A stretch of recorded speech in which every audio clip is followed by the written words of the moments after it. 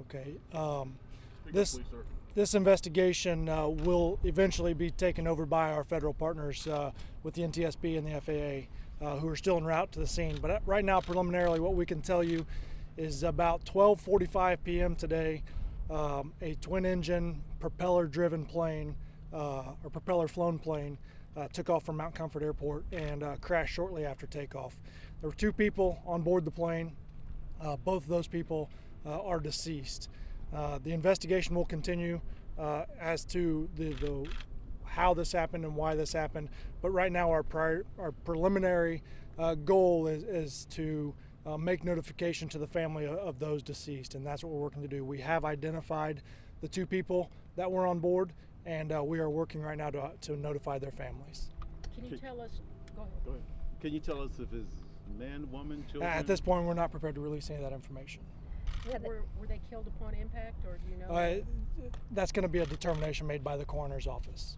Have they just stopped to fill it with gas here is what we understood? I don't know what any of the details. That's all part of the investigation. Again, that's a big picture investigation. A lot of questions to be answered there. Could you tell us if they are Indiana residents or out-of-state residents? That I can't tell you right now.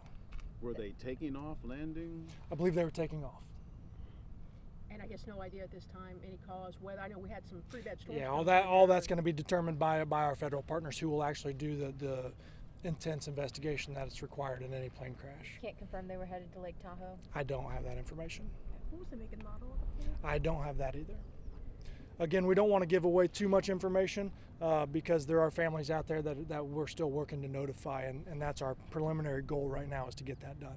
Can you assess the scene for us there and what first responders were facing when they got there? Or? You know, of course, anytime you're dealing with a plane crash, you expect the worst, and this one is. It's a fatal crash, which is tragic. And that tragedy will resonate throughout this community regardless of where they were from. Right. And but the difficulties in getting to the scene also prevented some problems, as the muddy field, probably a quarter to a half a mile off of the road here.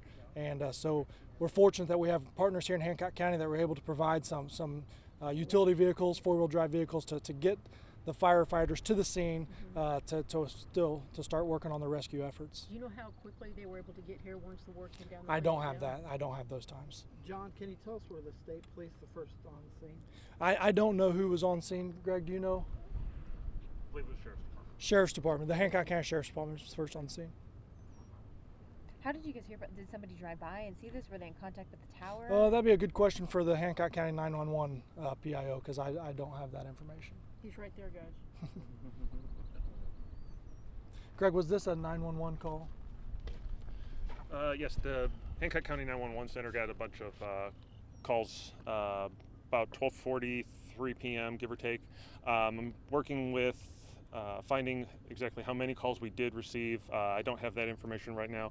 Like Trooper Prine said, we are going to help with all the investigation to make sure that we get all the information necessary so that they can complete the investigation. And we don't have much more information other than we'll be getting in contact with making notification with the families and then assisting any agencies that need more information from us. Can you tell if the calls came from people who were passing by, homeowners? That part I don't know yet right now. I'm waiting to get those information from my fellow coworkers from the 911 center, and once we have that, we'd be able to provide that. To your knowledge, when was the last time there was a plane crash outside of this airport? Do you remember? That part I do not know, unfortunately. Is there anything else you can tell us that we're not asking or that you want to say?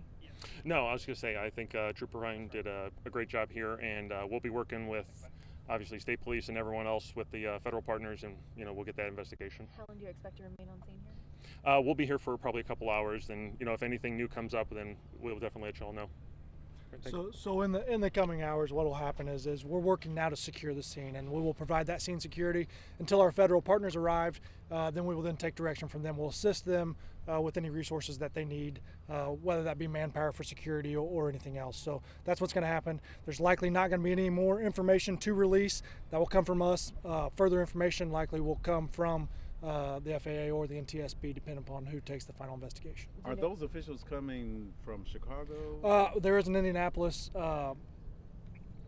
branch, I guess, that is on the way from the FAA. All right, thank you very much.